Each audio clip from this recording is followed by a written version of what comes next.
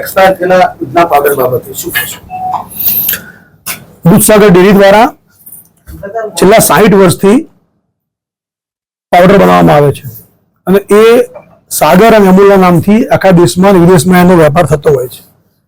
ફેડરેશનના નિયમ પ્રમાણે અને એની સ્ટાન્ડર્ડ પ્રમાણે એની શેલ્ફ લાઈફ 2 વર્ષની હોય છે, પણ ગ્રાહકોના ઘર સુધી માલ પહોંચે, એ વપરાય ના વપરાય જોતા અમે એના ઉપર 18 મહિના બેસ્ટ બિફોર લખતા હોઈએ છીએ. પણ કોઈ સંજોગોમાં આ 18 મહિના પછી પણ આ માલ હોય તો એનું અમારી સ્ટાન્ડર્ડ પ્રોસેસ છે, એ અમે એનું સેમ્પલિંગ કરી અને એનું ટેસ્ટ કર્યા પછી એના બધા પેરામીટર અંદર જે હોય, ખાસ તો મોઇસ્ચર, પ્રોટીન, ફેટ, એ બધું ઓકે હોય તો પછી અમે પોતાના વપરાશ માટે વાપરતા હોઈએ છીએ. મારો કહેવાનો મતલબ એ છે કે વર્ષોથી ગુજરાતના ખેડૂતોની સંસ્થા અમૂલ એ આ કામ કરી રહી છે અને ગ્રાહકોનો પણ ખૂબ મોટો વિશ્વાસ છે એના ઉપર. તો આ વિશ્વાસ અકબંધ રહે એના માટે અમૂલ પણ ખૂબ સજાગ હોય છે, મિલ્ક માર્કેટિંગ ફેડરેશન પણ ખૂબ સજાગ હોય છે.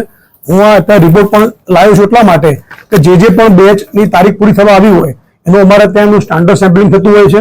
આ બધા રિપોર્ટ છે અને અમે એના રિપોર્ટ ફેડરેશનમાં મોકલીએ અને ફેડરેશન ગ્રાહ્ય રાખે તો જે માલ વાપરતા હોઈએ છીએ.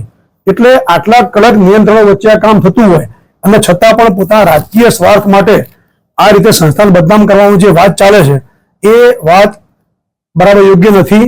કારણ કે આ 5 લાખ ખેડૂતોની સંસ્થા છે અને અમૂલ બ્રાન્ડ તો આજે ગુજરાતના 35 લાખ ખેડૂતોની સંસ્થા છે. તો આવો અમૂલ નામથી વેચાતો પાવડરને આ રીતે બદનામ કરવાનો જે વાત છે એ બિલકુલ વખોડી નાખીએ છીએ અમે. અને હું આપને પણ બધાને કહું છું કે આ પાવડર જે આપણે એક જ પ્લાન્ટમાં બને, તમે એથી જોવા પણ જાઓ તો ઇન્ડિયા માટે જે પેકિંગ થાય એ જ પાવડરની અંદર અમે 18 મહિના લખીએ છીએ અને આ જ પાવડર એક્સપોર્ટ થવાનું હોય તો 24 મહિના લખીએ છીએ એના ઉપર.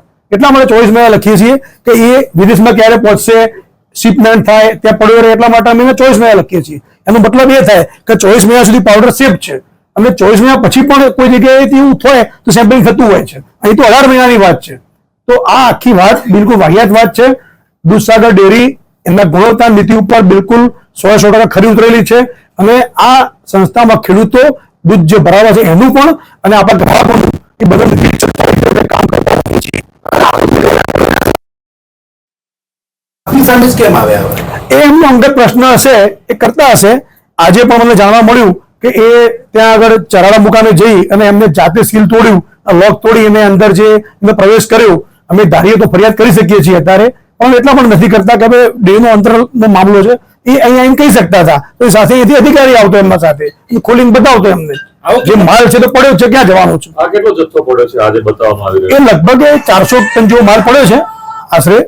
અને એના સિવાય અમારા પાસે કુલ અત્યારે 23,000 ટન પાવડર પડ્યો છે વિવિધ જગ્યાએ. સાહેબ, એમનો આક્ષેપ છે કે ડેરી પાસે પડતર પાવડર હતો, આમ છતાં ફેડરેશન પાસે આપણે પાવડર લીધો. આ વાતમાં કેટલું થયું? મારે એમ કેવું છે આપને કે ડેરીઓના ઇન્ટરનલ જે વેપાર હોય એ ફેડરેશન મારફત થતા હોય છે. ફેડરેશન કોઈ ડેરી માલ વેચવા માંગતી હોય અને મહેસાણા ડેરીને જરૂર દેખાતી હોય તો એ ફેડરેશન થ્રુ જ માલ લેવાય. તો એમાં કોઈ કમિશન કટકી લીધી જેવું જરા પૂછો ને તમે એમને. તો શા માટે કોઈ આ વેપારમાં અંદર હશે? પણ જયારે મેં દેખાતું હોય માર્કેટ સારું અત્યારે થઈ રહ્યું છે તો માલ લેતા હોઈએ છીએ. મારે આપના માધ્યમથી જણાવવું છે કે અમે 231 રૂપિયાથી લઈને 245 રૂપિયા સુધી અલગ અલગ પાવડર ખરીદ્યો, જે ગુજરાતનો મિલ્ક માર્કેટિંગ ફેડરેશન જ ખરીદ્યો, કોઈ પ્રાઇવેટ ડેરી પાસે નથી ખરીદ્યો, અમૂલ ફેડરેશન પાસેથી ખરીદ્યો.